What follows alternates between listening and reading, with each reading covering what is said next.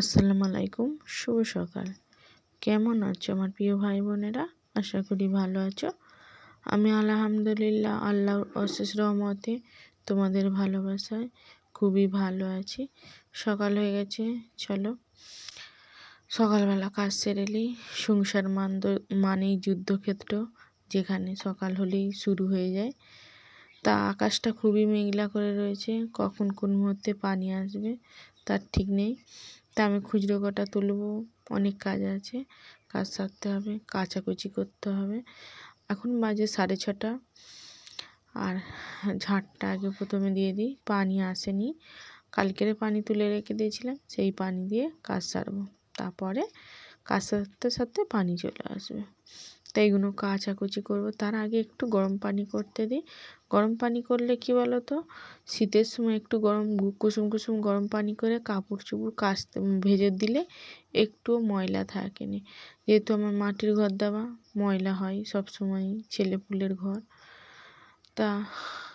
তার মধ্যে কাচাকুচিও হয়ে গেছে। আর আকাশটা খুবই মেঘলা করে রয়েছে, রোদই বেরোয় না। আজকে সারাদিনটাই রোদ বেরোয়নি, রোদের দেখা সাক্ষাৎ নেই, সূর্যি মামা ওঠে না আজকে। তা চলো একটু চা করে খাবো, শীতের সকালে একটু চা খেলে ভালোই হয়। আর চা হয়ে গেছে কথা বলতে বলতে। আজকে চায় খেয়েছে আটা ভাজা, মুড়ি আর কড়া মিষ্টি, লাল চা। আর আমি একটু লাল চা খাই, কড়া মিষ্টি দিয়েই খাই। তা এখন বেজে গেছে 10টা। তা গোলা রুটি করবো। গোলা রুটি করতে গিয়ে মাথাটা গরম হয়ে গেছে।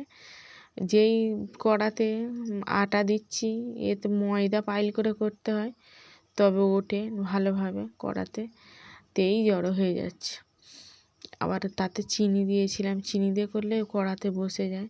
তো এদিকে ভাতটা বসিয়ে দিয়েছি ঝাঁক করে দিতে। ছোটোটা খেয়েছে, বড়োটা সে বললো আমার পেট ভার, আমি খাবো না। তা তোমাদের দুলাভাই সবজি নিয়ে চলে এসেছে, এনেছে পালং শাক, কচু, টমেটো আর 2টো শসা। আমি আনাজটা সবজিটা কেটে ফেলি, ভাত একদিকে হচ্ছে ওইদিকে, আর আমি এদিকে সবজি কাটতেছি। আর এখন বেরিয়ে গেছে 12টা 5, সাকিবুল নামাজ পড়তে যাচ্ছে। আর ও না সালাম দিয়ে যাবে, আবার এসে সালাম দেবে।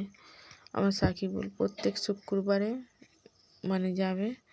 আর এখানে সবজিটা বসিয়ে দিয়েছি, সবজির তরকারি কচু, পালং শাক আর শুকো মাছ নিয়ে লোটে শুটকি এনেছিল তোমাদের দুলাভাই, লোটে শুটকি। তা আজকে তরকারিটা কিন্তু সেই হয়েছিল, কারণ যে কটা কালকের বলেছিলাম না পালং শাক দিয়ে মজে, বেগুন কচুটা আর বেগুন দিয়ে মজে, তাই আজকে পালং শাক এনেছে। তা ওই আজকের একটা তরকারি হচ্ছে, সব রকম খেতে হবে।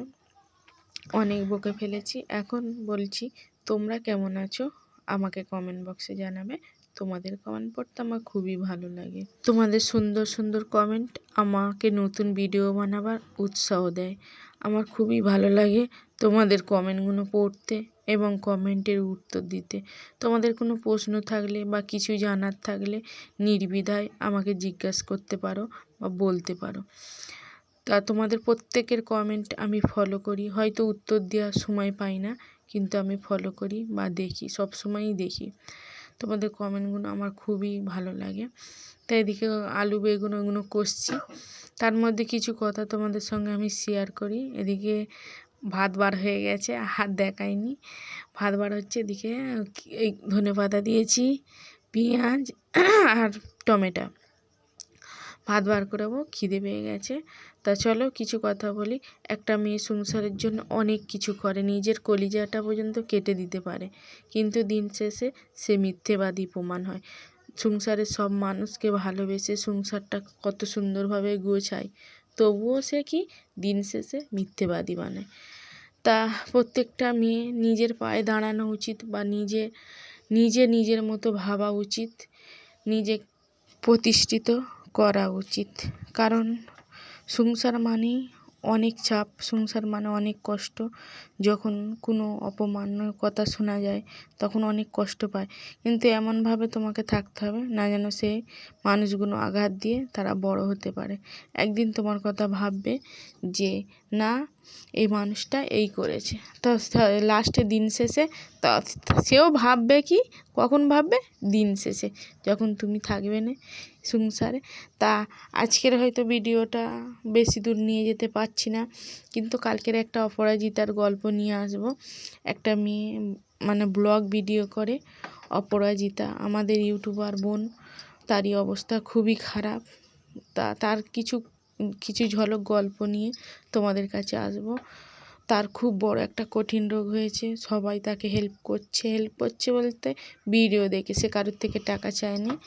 এখন আল্লাহর অশেষ রহমতে তার ভিডিওই ভালো ভিউ হচ্ছে, এবং তার সংসার বা তার যে রোগটা হয়েছে তার রোগের পয়সা সেই ইউটিউব থেকেই আসছে। মানে তোমাদের মতো ভাই বোনেরা তার ভিডিও দেখে উৎসাহ দিচ্ছ, মানে সহযোগিতা করছো, তোমাদেরকে অনেক ভালোবাসা জানাই। মেয়েটা খুবই ধার্মিক এবং নিরীহ, খুবই ভালো মেয়ে। তাকে তোমরা এইভাবে সহযোগিতা করার জন্য তোমাদের সবাইকে অনেক ধন্যবাদ আর ভালোবাসা জানাই। আর কালকের কিছু কথা বলবো, মেয়েটার কি হয়েছিল বা কেন হয়েছে, কিসের জন্য হয়েছে। একটা মেয়ে, তার একটাই ছেলে, মানে খুবই কষ্ট, মেয়েটা সব কষ্ট বুকে চেপে আজকে সে সেই কঠিন রোগের সঙ্গে লড়াই করে যাচ্ছে। জানি না জয়ী হতে পারবে কি, দোয়া রইল যেন জয়ী হতে পারে। অপরাজিতার ঘর সংসার তোমরা সার্চ মারলে দেখতে পাবে। খুবই মেয়েটা নিরীহ এবং ধার্মিক। যেমন নিবেদিতার যে রোগ হয়েছে ওই রোগই হয়েছে, কিন্তু রোগের জন্য দায়ী ওর মানে স্বামী, ওর এখনকার স্বামী নয়, আগের স্বামী। তা আমি সেই গল্প নিয়ে কালকেরে তোমাদের কাছে বলবো পুরোপুরি খবর। তা আজকের এই পর্যন্ত, যদি বেঁচে থাকি আবারও অন্য কোনো দিন দেখা হবে। তা সবাই ভালো থেকো, সুস্থ থেকো, কাছে এবং প্রবাসে সব ভাই বোনেদের আল্লাহ হাফেজ।